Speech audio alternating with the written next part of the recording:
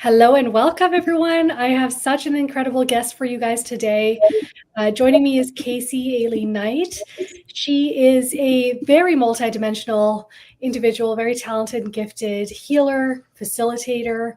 And we're going to talk a little bit about tapping into your soul's authentic truth and how that can sometimes support you better, right, in your goals, your manifestations, your impact, because we're not replicating what has been taught to us. We're actually doing it in a way that sort of anchors in, right, your divine purpose and also creates more synchronicities that can support you. So this is Kaycie Knight. She's a multidimensional alchemist, divine channel, and spiritual teachers for the new earth. She guides light workers, healers, and intuitives into full embodiment of their soul gifts so that they can create abundance, live their purpose, and become magical AF leaders of collective evolution.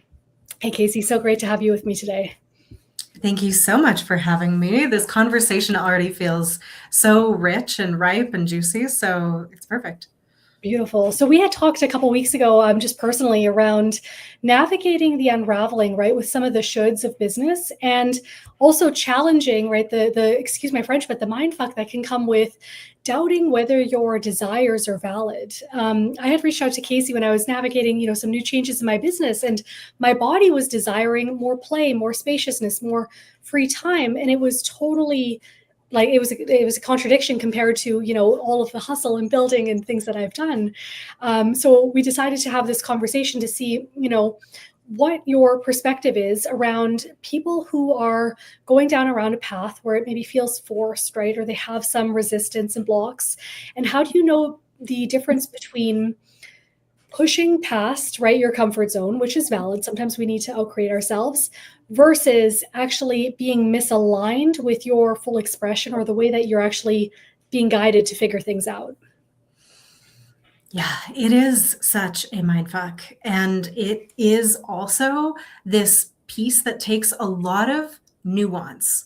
I think we have to remember that it's an and also kind of thing. Yeah. When we're growing, when we're evolving, we have to get out of the comfort zone. That is the literal process of growth and evolution, and it's going to be hard. And I always say that it's hard until it isn't, right? Like until we have experienced it and maybe practiced it until it becomes familiar, then we can tap into the ease and the grace. So especially for entrepreneurs, there is this conversation around hustle, and it can be very old paradigm full of the shoulds. And then you have another conversation that might be framed in divine feminine energetics. That's like, it's ease and it's pleasure and it's grace. And it's like, it's got to be actually a divine union of it, right? And I feel like a lot of people miss the conversation about the bridge that we have to walk over. The people that are in a place where they have been putting in the work, they have been putting in the reps, they have put in the structures, they've earned the ability to lean back and relax, sometimes have trouble realizing they're at that place where the systems and structures they have create can support them now. So what are some signs? That's huge, actually, because I can resonate with that totally. In my early on spiritual, journey, I unraveled the whole need to be in the corporate workforce and yada, yada, yada. But I was way overly in my feminine the first time I went all in to, be on my purpose, and I didn't have enough money coming in. I was nearly evicted. Like I could not pay the bills because I was meditating and kumbayaing all day, but not actually doing anything to support myself, right? So in that moment, I made a pretty strong, I want to say vow because vows are very harsh, but I made a promise to myself that I would never, ever go back to only pursuing spiritual and completely neglecting the real life practical demands. But now, new level, new devil kind of thing. How would somebody know if they're at the place where they've actually built enough to create that sort of grace period now to enjoy more or to lean back or to, dial in a different lifestyle? Yeah, I feel like you know it, and it doesn't all happen at once. It's more of the energetic awareness and you bumping up against certain things that feel like they're an upper limit. So, the first 6 figures can typically be created pretty easily through hustle. That's how I did mine. And then it's really hard to scale beyond that just by adding more hustle, we literally reach max capacity, and the nervous system starts to honestly really feel it. You start to maybe experience little bits of burnout, and things can be less satisfying, and the business starts to be capped by your capacity, your energy, and your ability to put in the work. And so that is typically the point at which we need to start exploring, is this, have I created the systems and structures where I can actually lean back a bit? And it's not that it happens all at once either. And you can build a business with having some of this in mind. But whenever you're starting anything, new gym routine, new habits of any kind, there's going to be a little bit more work that you have to put in. For sure. For sure. That's a really great awareness too, right? Because a lot of the times we are sometimes doing the things that are uncomfortable to set us up for the future that we want. And that's almost, I don't like the word sacrifice because it's not about that. It's making a conscious investment. Like, is this worth it, right? To 7 figures. Is this worth it to have a freedom-based life? Of course, if it is, then put it in place, roll up your sleeves. And I see a lot of light workers and stuff, spiritual folks also get trapped in this only doing what is totally like, in alignment and waiting for the right. And it's just like, yeah, okay, but that's what you said like 3 years ago too, and everyone's on their journey. So it's all perfect. But sometimes I think people feel like they're lying to themselves with this spiritual woo-woo language of let me meditate on it and blah, blah, blah, when we actually do need to take a little bit of a healthy risk, right? Or a leap of faith, or to do something against what we've done in order to go to where we want to go. That's the thing. Just because it's hard doesn't mean it's misaligned. And that is such a nuanced conversation. Yeah. I personally, and maybe you can relate to this, but like, I don't like going out of my comfort zone very much. I prefer being comfy. I prefer things I'm naturally good at. But my growth and evolution has always been going up to an edge and then like leaping off of it and realizing on the other side, I'm like, oh, actually, this is not so bad, first off. And also, this is exactly what I needed to get to where I want to go. So that end result in mind is such a big part of what we have to do. We have to do things that are uncomfortable. And then we also don't have to stay there. It's like this and also divine union of the really active energy and also the receptive. And we can be in both at the same time. I really like that. And sometimes when we sometimes we also need to like learn a new skill, right? So in other words, last year, setting up marketing funnels and infrastructure in the business, like that's not the sexiest work ever, right? Going to the desert to speak at this amazing manifestation thing, like that's the sexy work. And that's what I'd love to be doing. But in order for me to do more of that, sometimes we need like the architecture or the things to back us in place, or else we're also capping ourselves. But you mentioned something in your, not the intake, but like, the get to know you thing that you submitted. It really sparked some curiosity. You said there's an evolutionary sequence we need to follow. And if we do things out of order, things can get weird. Can you tell me more about what that means? I mean, in the most basic way, it's that you cannot eat the fruit of the tree you planted, yesterday. And also, you can't eat the fruit before you even plant the tree. And this is what some people are trying to multidimensionally skip ahead to.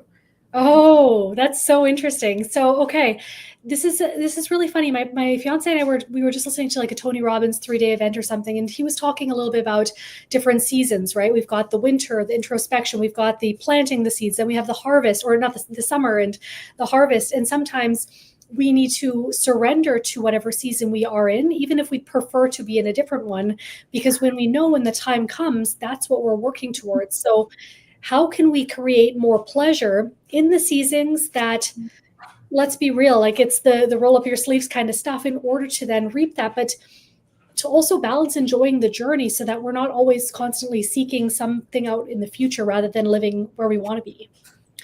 Yeah, there are so many things happening when we're looking at that seasonal conversation. And I think leaning into the natural cycles and understanding that that's how creation works on planet Earth is probably the first step for people who are, maybe you can relate, very multidimensional, and maybe remember realms where you could just think it and so it was, and it was just like instant manifestation. Yeah. But here on Earth, there is a linear process, and Earth is a step-by-step element, and you have to like weed the garden and then plant the seed. Otherwise, it's not going to grow. And so really aligning and accepting that that is how it works here and there is a process is one of the most important pieces, because if we're expecting something different, when it takes some time, when it takes work, when it's not instant, that's where so many people just get frustrated, or they go into resistance and they actually wind up slowing everything down, or they try to skip steps and just get very confused and wondering why it's not working. Mhm. And there can also be an element of giving up way too soon. So I think that learning how to enjoy the journey as you're speaking into it and not wanting to be somewhere else, or you can want to, but like being in gratitude for where you are while being curious and excited about where you're going instead of just wishing that you were already at the destination. Right, right. Yeah, I resonate with that. One of the things that I love to do is ask myself, like, hey, what belief can I adopt right now that would allow me so much more ease and clarity with this, right? So if I'm surrendering to this thing that I'm currently going through, what can I believe, or how can I view this? And how also do I want to remember the journey? So it's not just about being miserable until you get out, right? But if we can start to do things like romanticizing our life a little bit, or to have these things where we are creating an output, right? We're doing the tough thing, and then we are going to go celebrate. We're no longer in this thing of like delaying our gratification, but we're also allowing ourselves to be satiated in gratitude, right? One of the books that we recently read was called The Gain in the Gap. And this like blew Mhm. my socks off as a seeker, right? Somebody who's always been kind of guiding towards the next jump, the next level, the next windfall, the next manifestation. We can get addicted to this state of always seeking. And the reframe came from, if we always will be moving the goalpost, which we naturally will, because once you hit a goal, you'll want to do something else. In order to stay in a state of actual satisfaction and to not be miserable or to feel like you're always behind, we got to stop measuring ourselves between where we are now and where we want to be, because again, that will always be in the future, but instead actually measure the progress from where we've gotten or who we used to be.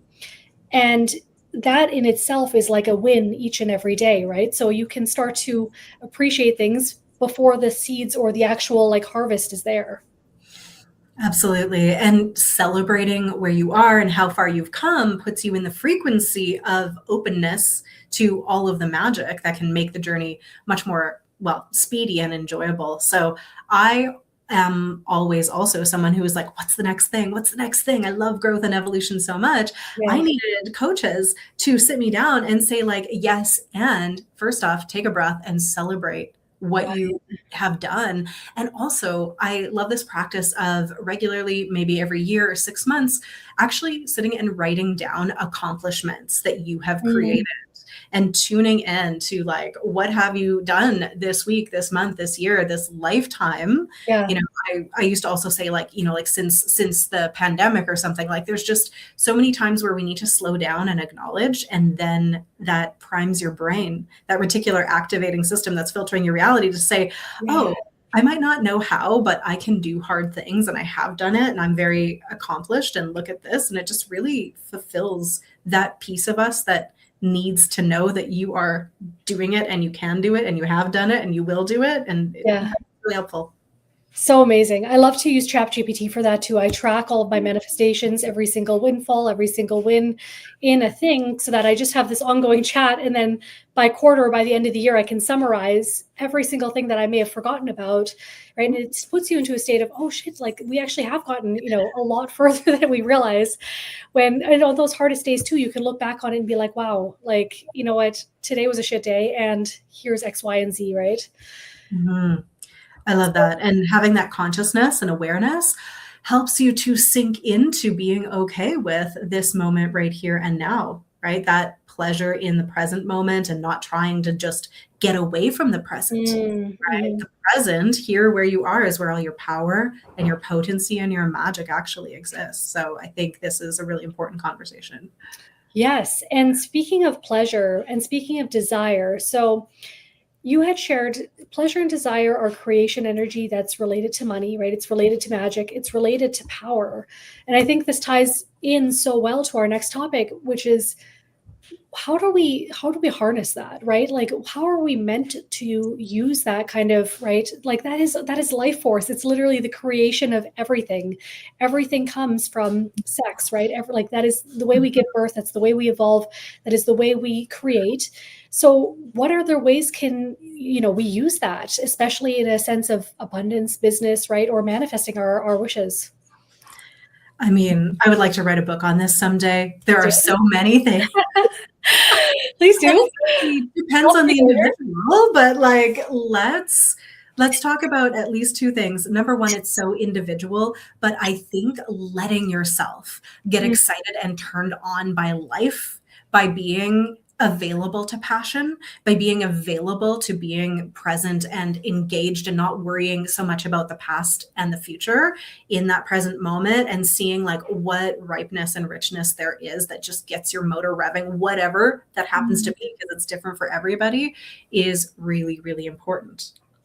And then the one that I love to teach that is not anything I've ever heard anyone talk about anywhere else, but I love working with the earth energy, the consciousness of this planet, with Gaia, because she is all about this energy of creation, life. She is all about that magic. And she has shown me how we can actually work with her consciousness to come into our own nervous system, to expand our capacity to handle stress and receive pleasure. So that's a really fun thing we do in my world. I would love to experience whatever that is. That sounds amazing.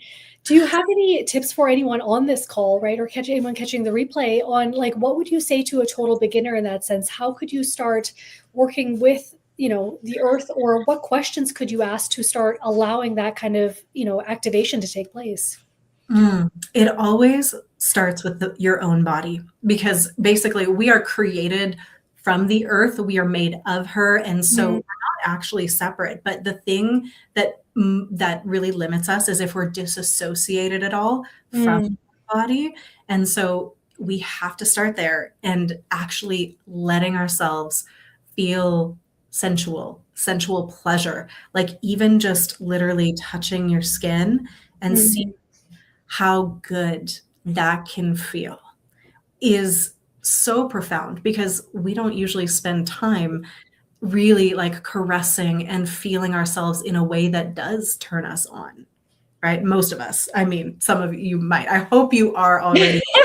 If you're an object beginner, this might be new for you, right? To just explore what it feels like to feel good in your body is the first step. And then bringing in more sensuality, because the whole point of being in a body and not just yeah. like a spirit floating around is to experience the full gambit of human experience, which is not just pain. And too many people have experienced so much pain that they have literally left their body. And we can retrain the nervous system to experience pleasure as well. And it's one of the most, people talk about nervous system regulation, Mhm. but it's actually like a reclamation of the nervous system to experience pleasure instead of just pain. This is so amazing. And I think, so many people are disconnected from their authentic wants and needs because they're wearing all the masks, they're being the responsible one, they're holding it all together. And then they've forgotten along the way that, like, life is more about what we experience in the moment. It's about wearing the nice clothes, right? Using the fine china, having those moments to slow down. And some of the most intimate moments, with my fiance have been through simple eye gazing, like the most simple things, like not these extravagant, right, magical moments, but like the small, profound choices in everyday life. And I think also, if you're somebody that is on a healing journey, right, there may also be blocks to allowing pleasure, desire, right, or like higher states into your life. I recently just did a 3-day certification in theta healing. And we were going through this really cool construct, how you can download feelings that you've never experienced. And it's really hard to manifest something if you've never experienced it before. That's why they tell you to go check out the Range Rover, go take it for a test drive, go to the open houses before you're ready, like walk into the store where you don't feel like, you've ever been there before, because you need to be able to feel and see it. And so if you've come from, say, a broken household or a childhood that was quite volatile, and you've never experienced or understood unconditional love, right, or unconditional joy, But in my case, it was blocks to feeling bliss. I was like, bliss, like I'm too, like I was always just on a rat race of chasing and creating and making, that while I was quite happy in my personal life, like bliss wasn't something that I could comprehend. Like it was just a word, right? So I started to ask what it feels like to download these things. And until we can actually bring that into ourselves, we can't actually experience it regularly because we feel like it is separate from us, Mm. rather than allowing ourselves to be sort of saturated in whatever it is that we're craving the most. Yes. And I've never trained in theta healing, but I use that practice in my modality, evolutionary alchemy, and Gaia can help with that so much. Oh, okay. So I love bringing people into states of bliss and pleasure and presence. And she can do that when she fortifies the nervous system, because instead of downloading it, you're basically just uploading it from her consciousness. So same idea with a different origin, or maybe it's the same anyway. The I love nervous system is huge, right? And sometimes, we've become so accustomed to living in a hamster wheel, right? Or being dysregulated for longer states that we don't actually realize how dysregulated we are, right? Because it's become that. normalized. Earlier last summer, we were on our first like family vacation. We did this amazing road trip, and I realized that I was stuck in what's called functional freeze. It is the opposite of freeze, meaning that you're frozen in doing and that you couldn't actually stop it if you had tried, right? So, what is your stance on, I guess, recalibrating the nervous system? Like, what are some everyday practices people can do to stay in a state of, moving towards their window of tolerance, being outside of their comfort zone, but not actually getting to the point where they are so discombobulated that they can't manifest, they can't change their state, or they can't really alter their reality? So sometimes we need to literally do some healing, some trauma clearing and things like that. Mhm. And if we're just in a general state of anxiety and it's not a trauma that really needs deep support to clear, I love the Holy Trinity for me of breath, movement, and sound. Those Mhm. practices are super helpful. I love breath. And I find a lot of people have trouble, like, they're like, I can't meditate. It's like, because you have too much energy really in your body. You got to go and expel the energy somehow, creatively, get a sweat, have an orgasm, do something to like get that out. And then you can sit and connect to the earth and the cosmos and restore the divine flow, which is a big part of the foundation of the work that I do. So Mhm. we are not running off our battery power anymore, because that's what happens when we're in like a fight, flight, freeze Amen. state. We put up these shields and then we cut ourselves off from source, from the earth, from parts of ourselves and from each other. So Mm. we need to like reconnect, operate from the divine flow, which gets our toroidal field, moving as it should, and then creates coherence and can help us through meditation or breath or movement, that kind of thing, go into the parasympathetic rest and digest, and that coherent state where your body can heal and you can receive and you can feel pleasure and you can be connected. So I really teach, like, get the energy out of the way first and then come and sit, and I teach a 10-minute practice to get that flow restoring yourself. And then that's my combo, and it works like magic for my students. It sounds so juicy. I absolutely love that. And what's funny too is, even as spiritual beings, very dialed in, intuitive people, sometimes the level of guidance or epiphanies or realizations we can have is limited by being dysregulated, right? Like I'm channeling every single day. I'm constantly tracking things psychically. That's my world. I speak that language. And I had the biggest epiphany over the past month when I was healing this burnout that happened over winter break. I realized that the guidance that I was getting is like entry level guidance. Like for others, I can read them like a book, but because I was not allowing myself to slow down enough to really go deep, and until I did this massive breath work, I healed something that was a very, very like stubborn blind spot for me. But the guidance couldn't actually come through until I started using my breath to cycle deeper and to actually open to the full truth of the situation rather than what I thought I was working on over weeks, right? Absolutely. Anytime we're in any kind of dysregulation and survival state, it's our ego that we're operating from, trying to keep Mm. us alive. And so it is limited. When Yeah. we want to tap into soul or source or highest self or what have you, we need to have access to that parasympathetic state for the unity consciousness that we can tap into, or the body wisdom, or a channel that's really pure, because any Mm. kind of shields that we are holding, even if we don't understand it, can distort or block the full package of electromagnetic information that wants to come through. 1000%. I love the way that your language is so, this is the first time we've had a longer conversation, but your language is so it's excellent. It's profound in terms of like I don't know how to say, like the way that you're articulating these concepts with the earth and the frequencies and the electromagnetics. Like it's I've never heard someone express themselves that way, but it's really fantastic to hear. What you had shared just now around, the greater truth or higher levels of truth, right? Or different dimensional lenses of truth, I think is a great preface for what we also wanted to talk around: your soul's trajectory, and sometimes pursuing things that are taught to you, or doing things, contrary to what you're actually being called to do, may not be as effective as your authenticity or leading with your soul's truth. Can you share a bit more about how you discovered that in your own world? I have discovered this through trial and error. I have so if you know, you know. I'm a 3-5 generator. So, Okay. I mean, I came to this world to teach this after lifetimes of being a divine channel. I was told I would be a spiritual teacher when I was 8 years old. I have so many like memories from spirit. And I just know that this is how we're supposed to operate. And still, there were times when I would outsource my power to people that were doing things that I wanted to do, that had maybe more experience, and I would try their thing on. And I don't think that's a bad thing, but I Right. would try theirs on, and sometimes it would fit and I would take a piece of it and I'd be like, okay, great, I'm going to alchemize this. But sometimes I would try it on and it would actually pull me so far off of my soul's truth that I would start getting confused. I think it has to be an alchemy of like learning from other people and experiencing it and being like, yes, for me, no, no to that, yes, for this. But if we ever give our power away and say that somebody knows better than we do because they're richer or they've got a bigger business or something, we've put them on a pedestal somehow, and it's taking us away from our soul truth, then it becomes a problem.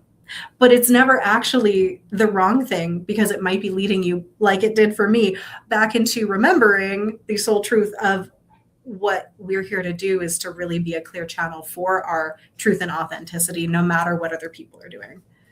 It can be a scary concept too, to trust that, right? To trust where you're being guided, especially when it disrupts maybe the way we've been taught, right? Or it contradicts what you've been trained as.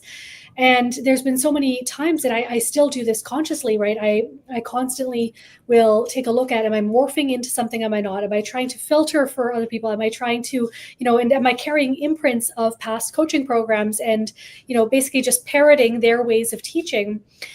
But I've never actually gotten to the point of understanding how to discern this without like going back to reconcile it. So in other words, we watch ourselves, it happens, we catch ourselves, and then we clear it, right? And then it gets corrected. But how can we do this as sort of like an act of devotion on an ongoing basis so that we're not actually getting to the point of getting pulled off track and then returning back home? Do you have any perspective on that? I mean, I have a theory, Okay. and I personally learn from trial and error and from like forgetting and remembering. So I am not perfect at this. Okay. The practice that I use daily, which I call like just prepping your field and connecting into that source energy and getting back into the divine flow, opens your channel up in a way that is so profound, and you can easily ask and get answers. And I like to have a daily practice of basically, what shall I do? What would be, the most profound and potent thing that I can work on today? What would you have me do? What's the next right step? And literally just being in your own channel and getting your own information is the way to do that. However, I can do that at the beginning of my day and then watch, someone else's live and be like, oh, I could do that. Oh, that's such a good idea. Right. And get pulled off course. So I would say we would need moment to moment checking in all of the time. but I Mhm. don't do that because I am human as well as divine. And so it's Yeah. a constant return and reclamation. Perhaps that's maybe the gift of it too, is realizing that by prioritizing that or like assigning value to this, right? We want to value our authentic self. We want to be in a future where we don't wake up one day and we have the midlife crisis of, oh my God, like who am I? Why did I choose this? I chose all these weird things and like this does not fit. This is where people start to have those destructive things. They buy the weird convertible and they leave behind their wife and kids because they realize they went way too far gone, right? So if we're choosing it on an ongoing basis, even if it's not perfect, and sometimes we tend to, be inspired by others, right? Let's be real. And we want to learn from them, which is healthy. Perhaps the best thing that we can do is actually just allow ourselves to feel into, right, our body sensations. And I know I'm off track when I'm starting to get like resentful, dissatisfied, like it feels like it's not even fun. I don't want to do this anymore. Or other times where I felt like I needed to do it a certain way in order to fit in, right, in order to resonate with a mastermind or with people that I look up to be, rather than seeing my uniqueness, right, as a gift. And I think for others, they probably are still in the deconditioning phases of letting go of those beliefs with the workforce or other jobs or past partners, right, where they decided to divorce a part of themselves in order to belong. And that's also through letting go of some of those, I guess wounds, right, where we felt like we were a misfit, we didn't have our place, we didn't have our calling. Maybe it's because we're actually guided to create it, right? Mhm. Absolutely. And I also think if we take regular conscious time to tap into the bigger vision, our future self, and really get that like North Star divine guidance, even if it terrifies us, Mhm. then we can kind of have that guiding us. And then the moment to moment, what shall I do now? Decisions are always leading us towards that. So I think zooming out to where Yeah. we're going and then bringing it back to where we are now and what's the very next right step makes Mm. that gap a little easier to navigate and keeps us on that blinder path. But I also don't believe in making mistakes because when I've done something that's taken me off course or off track, whether it's an investment or, like a misstep or me launching a program and it wasn't the one, I always learned exactly what I need for Right. what I'm doing anyway. So you can turn it all into gold. It's true. And that comes back to that gain in the gap perspective too, right? Is sometimes a lot of people, they create these ideas that, oh, I'm just not meant for this. Maybe that's just not for me. Maybe I'm not cut out for this. And they create this whole identity rather than seeing it as okay, well, that definitely did not go according to plan, right? Or that was not the outcome that I intended to create. So one, why did this happen? Is it because I'm a match to that vibrationally because I have beliefs that are creating that, or because it's actually something that I needed to master by tweaking it, right, and refining it. And it's an ongoing quest, right? But the best thing that we can do sometimes is asking, okay, if this wasn't this, like what would it take to recreate this but successfully, or to have the desired outcome? And how can we make it easier this time to bring in more truth, right, more alignment, and to let go of some of the fluff, right, or the busy work that actually prevents us from going all in on what quantum leaps us or slingshots us into the trajectory that we're aiming for. Exactly. And also just telling yourself the stories that are going to support you in being okay with it. So instead of making it about you not being like worthy or capable if Yeah. it doesn't work, it's not personal. It is the fact that a master has failed more times than a beginner has even tried.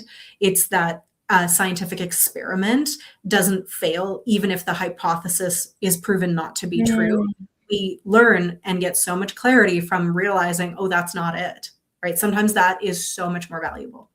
Yeah, there's a behavioral model. I wish I had the graphic handy. I'll have to look it up and maybe I can tag it in.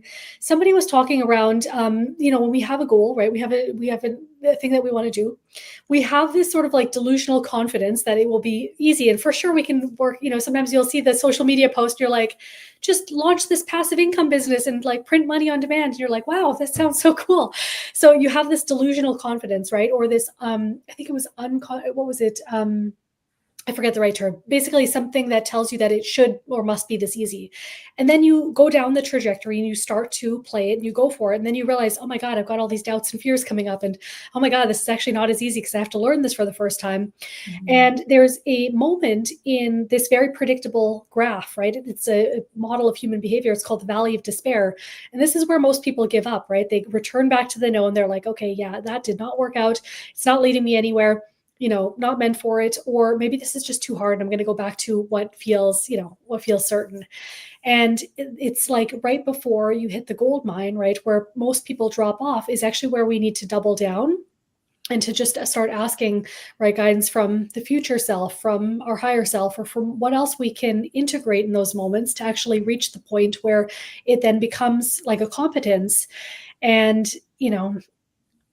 I also think in the spiritual community, sometimes there is those false assignments of meeting rather than a willingness to just learn a new skill, right? To like learn something that is not spiritual. Um, Last year in my business, there was these moments where I actually had to unplug from being a spiritual business owner, an intuitive business owner, because there was things I wasn't willing to do, right? Like learn the accounting or learn the spreadsheets and stuff that just needed to happen. And I wouldn't have been able to get there if I was still so dialed into just only doing what feels, guided versus what sometimes is like the holistic approach of someone that has a sustainable growing business. Absolutely. But I would counter with that's like who told people that that's not spiritual too, right? Right. Like there's spirit in everything. Yeah. The money. And that's why I love working with the earth as well, because she is the realm of like linear systems, structures, containment, finances. Like it's maybe not what we think of as spirit, but like it's spirit embodiment into something real and tangible. And that's my favorite piece is like helping people access infinite bliss, remembering who they are, but then doing something real with it, something Mhm. that can make the world a better place, and that means learning the 3D tangible pieces too. It's true. It is, it's like setting up the pathways, right? So you want this amazing manifestation. Sure, you can have it, right? But would that kind of person just would it if it arrived tomorrow, would you be able to hold it? Would it be sustainable? And if the answer is no, then, what does need to be put in place in order for that to be something that also stays with you rather than, right, goes out the window. Yeah, and I work with and have for about 15 years the five elements to create a unified field. So not just the earth, but looking which represents the physical realm, but also the air realm of all the mental things, the water Mhm. realm of all the emotional things. Spirit is of course the ineffable, but then fire is the action realm. And if we're missing any one of those pieces, our creations are unsustainable. Interesting. Okay. So people in this moment could also ask themselves, like, if there's anywhere I'm out of balance, like, what is the missing element, or where do I need to amp something up, and where do I maybe need to like turn down the heat a little bit, or right, come into to balance there. That's a great piece of advice. I love that. Yeah, it's very helpful because it is tangible. We can equate, like emotions to water. Okay, it's neat. They got to flow. If they don't flow, they're going to get all stagnant and swampy. So, what do we need to clear? And then, what do we need to feel on purpose? Like you were talking about with the bliss, when we have a clear and clean emotional realm, we can feel things just because we want to, just because we said a word. We can use our imagination and memory to get there. So, I love focusing on clearing out whatever's blocking us from each of the elements and then directing consciously whatever it is that we need to bring our creations into form. This is huge, and I think so many people miss this integration piece too, right? And integration is like it sounds boring and it sounds long, and it can be done so many ways. But I've made this mistake too, where I was constantly clearing my blocks, clearing my blocks, clearing my blocks, to the point where there was nothing left. Like I'm not saying I'm fully, like stuff will come up from time to time, and then we'll know it's time to lean in and do another unraveling. But you can't keep chipping away at like what isn't there, right? So unless we're actually also installing stuff, downloading stuff, practicing the new skills, practicing a new state of showing up differently, or as Mhm. a result of letting go of this lifelong pattern, this deep wound, how are you now going to act in your relationships that asserts the new standard, asserts the new boundary, right? Owns your worth. And if we are doing the misstep of just clearing, but we're not actually embodying, then Mhm. we're going to be on this never ever healed enough cycle which also keeps us, and it's almost like a spiritual trap, right? Like it keeps us in this state of moving, moving, moving, but not getting anywhere where life can actually start to change or get really, really good. I find it's almost the same energy of having to move from the business of like Yep. building, hustling, Yes. hurrying into the pleasure and the receiving. It's going from healing journey to you're a conscious creator and you heal things as they come up, but you also have to be taking matters into your own hands as this fractal of the infinite that wants to create and wants to do things. Mm. And that piece around getting stuck in healing is really challenging for some people to accept that you don't stay there. It's a process. And then there's an end point where it's like cleaning out a hoarder's house when you originally start. And then it's more like your general upkeep of just sweeping and doing the dishes. Yeah, it's funny because sometimes we tend to start and think the same way maybe like an engineer, right, who is very like logical solutions driven. They're trained to think a certain way. And I know in our stuff when we're going through these amazing modalities and we're learning and we're also going through our spiritual awakening, right, where we are stripping so much like layers and lifetimes of blocks and healing and wounds, we train ourselves to think in a certain way, right? And then everything in our life almost gets attributed to, oh, well, this must be XYZ, rather than seeing stuff as choice, right? If the Mhm. universe provides something to you, it doesn't mean you need to go back and heal your mother wound for the 30th time ever. You can actually accept the circumstances, right? You can allow it. You can set a boundary, or you can say, okay, no, I didn't, that doesn't feel great. What would it take to outcreate this? What would it take to create something different? How can I shift my energy to attract a different outcome rather than always going back in time to like rip out the weeds once more when there's not that much left to clear? That's where the pleasure conversation loops back in as well, because Okay. you instead of always trying to clear the trauma, heal the Yeah. trauma, it's like showing your nervous system and body something new that can replace the old energy of pain. Okay, interesting. I feel like there's a nugget here for people on the call, myself included, actually. So in those moments, right? If we have a assumption or an automatic belief that tells us there's more work to be done, what would you recommend replacing it with, or opening up that dialogue to use pleasure, right, and desire and co-creation instead? You know, the simplest way is to look at the frequency, the emotion, the experience that you were having and saying, "Thank you for showing me what I don't want. What would I Mm, like instead?" okay.